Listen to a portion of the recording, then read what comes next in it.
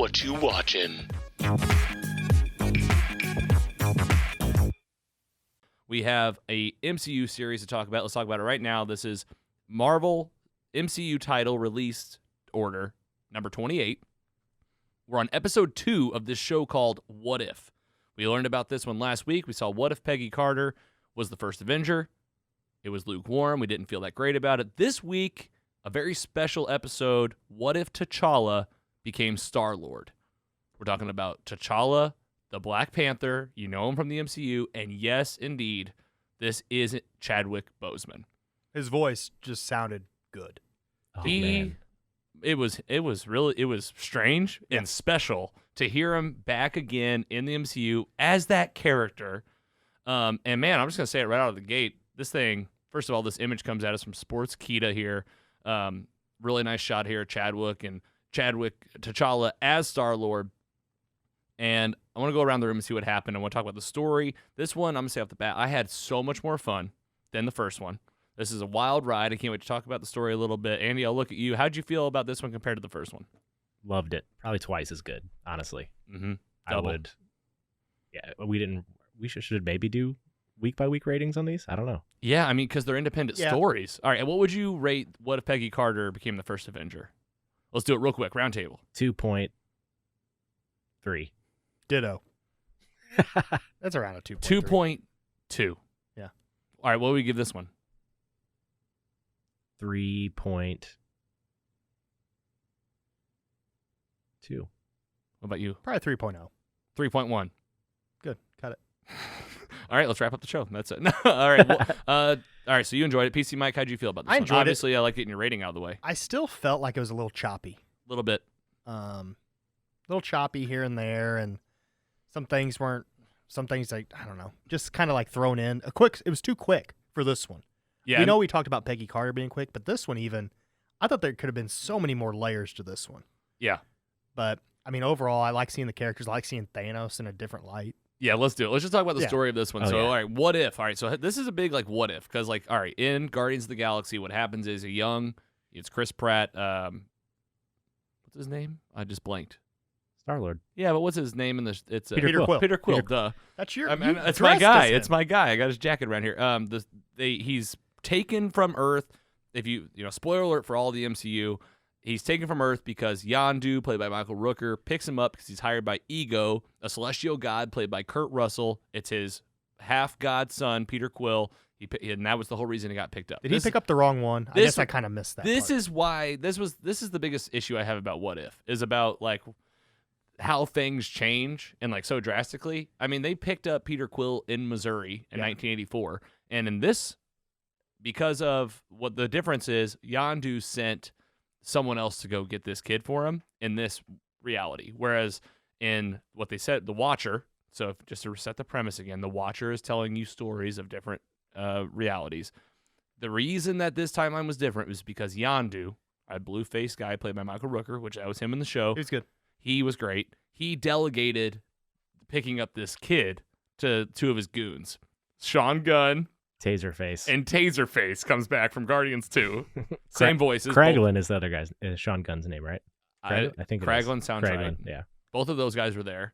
But you said 84 for Peter Quill, right? And it was 84 again, but I thought it said 88 on the screen. Whatever Is something different on whatever 88? it was, I think the year was the same. Okay. And so what happened is a young T'Challa in Wakanda is with his dad, and his dad's telling him how, you don't need to see the rest of the world because Wakanda is shut off from the rest of the world.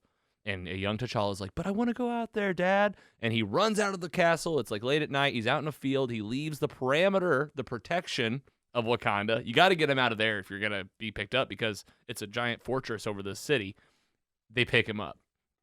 And that's it.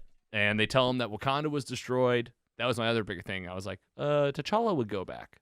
Mm-hmm. He would not be just staying gone. And what happens? He grows up. He becomes T'Challa, Star-Lord, and we get the opening scene from Guardians of the Galaxy where Peter Quill, I feel like you have to do this. You have to play a little comparison game to start. He, in the movie, is stealing the Power Stone, and Ronan's goons, the main bald black guy that comes in with the gun, I forget his name, but it was definitely the same voice. Oh, yeah, I think so. Yeah. And he's like, who? That's what he says in the first one. In this one, he goes, oh, you're Star-Lord. They know who he is because T'Challa as Star-Lord is a famous warrior, basically like superhero in space. His whole thing is stealing from the rich, giving to the poor. And he is famous. They know him. And I'm already kind of losing the story a little bit. After that, you find out that him and Yondu, they're very close. They're Ravengers. Instead of like being bad guys, they're going around helping people. And we find out very quickly at a bar that they go to after they celebrate like getting this orb, oh, Thanos? Just saying, yeah. Thanos. Oh, this is how good of a Star-Lord T'Challa is. He just convinced him that he was doing it wrong. And Thanos, I mean, this is a funny recurring joke throughout the episode. You hear him explaining it to people and kind of like trying to make it sound like it wasn't so bad. They're like, yeah, but that's basically genocide, He's right? like, no, because it's random. And It's not that bad. It's random. Genocide's not that bad. No, because it's random. He's like, And- just like that. And that's Josh Brolin. Yeah. He's in there. I saw Josh Brolin in the opening credits, and I go, You gasped oh, yeah. audibly. I was. Me and Carrie watched this at 7 a.m.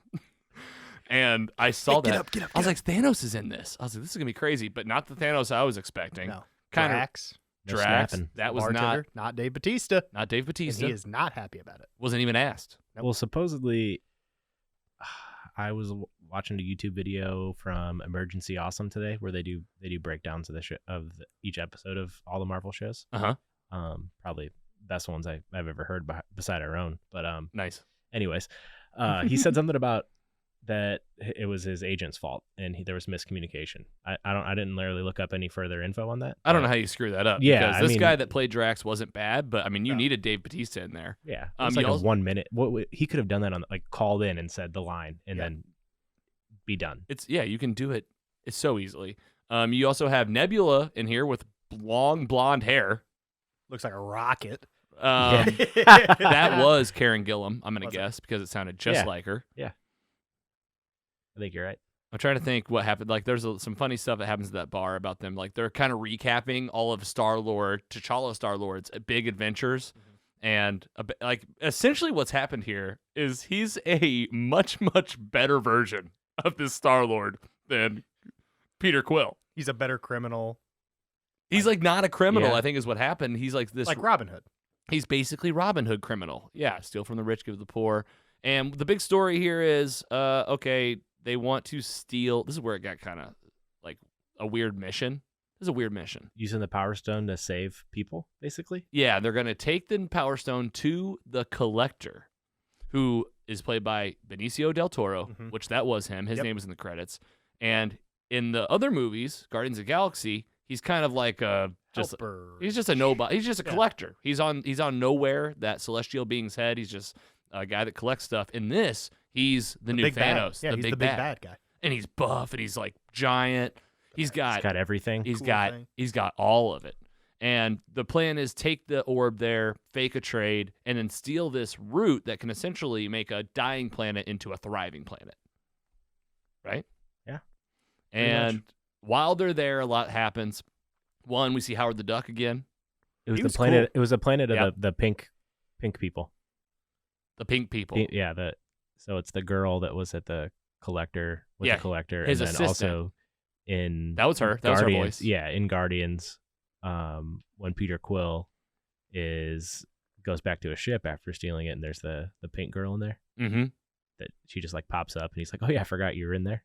Yeah. That he was clearly just, getting it on with. Oh yeah. Oh yeah. From That's- in the first like 10 yeah. minutes of Guardians of Yeah. the Galaxy Yeah. when she's in the ship. Yep. Yeah. But yeah, I can't remember what their planet is. Well, the It's- pink I'm girl in blanking on Nowhere, it. the pink girl in Nowhere, she's like Benicio. She's the collector's like assistant. They brought her back, and then they end up getting caught pretty quickly. This like right away. Like I'm already having so much fun. Like this is exactly what I said. Why this one would be better than the first episode is because it's in space, and man, so many actors came back for this episode. They did. They had a lot of people coming in from Guardians I 1 and 2. wonder if they kind of came back because Chadwick Boseman passed. Right. Kind of like, maybe yeah. like could hey, be. we need to do this. for Yeah. you. Yeah. And well, know. don't we know that he's in like 3 more episodes, Mhm, I think so. which is awesome. At the same time, I was like, this character is just, you can tell like he's such a good person and like such a that's such a good representation of like Chadwick Boseman in real life on screen. So, 'Cause this is kind of a great like ending for him, because I as far as I know, this is his last thing that's going to be released, Yeah. and it's what everyone knows him for. So Yeah, at least being that character, it's like he's still Black Panther, but he's wearing a Star-Lord helmet, you know? yeah, it's He still has his garb, kind of. He does, and he has the necklace on still. And while he's at the collector's place, he finds an old ship, because what his family had done was they had sent out like recon vehicles into space. They were like, you know what, we'll look everywhere because it's Wakanda. They can do this. Finds a ship. His necklace activates it. Nebula had a big fake plan. Thanos ends up being like a really good guy fighting off his old minions, all of which came back. It sounded like the voice actors from Infinity War. I think you're right. Like the main chick with the spear. You had the guy with the magic powers that like fought against Doctor Strange and Infinity War and against Spider-Man. And like these guys are now working for the Collector. And I'm gonna tell you, man, I got a couple of those Marvel chills a couple times. Like Thanos really fighting for Nebula. It was cool to see a version that like Was nice. wasn't just like a bad dad. Yeah. Still wants genocide, but it's random. It's random. Do you call It's them not like? like he's picking on people, just random. You call them No, it's random. the children of the Collector, I guess now? I don't know. The children of the Collector. I like Is that. They were the children of Thanos, but I I hated them all even more in like art than on screen. Oh, I as don't a know what- cartoon? Yeah, yes, cartoons. in art. Drawn. I hated the drawn versions of them much more than the real life versions, for real. Let's talk about what the Collector had. He had so many fun things. He had a Captain America shield, Hela's helmet. Hela's helmet, firing those. He's like the god of death, goddess of death. He had all sorts of like tech on him. Yeah. And they ended up beating him pretty quickly. And I had to. It's only a 30-minute show. yeah, they did. But like it ends with a big ending of them going. I have the winners, T'Challa, Thanos, Taserface, Nebula. They all go back to Wakanda and are welcomed home. And And he even's like, "Well, why'd you take my boy?" Yeah. At the end. He's like, I was lost, and he found me. and he found me. I was like, that's pretty wow. cool. And he's still a good dad. And then it ends Yeah. with a look at Peter Quill at that Dairy Queen from the first movie. And who's there? Kurt Russell. That was him. I don't think that was Chris Pratt. I don't think he said anything. No, He I was don't just think- like, Huh? Yeah. and Kurt Russell's like, hey, son. And somebody's like, and this might lead to the end of the world. Yeah.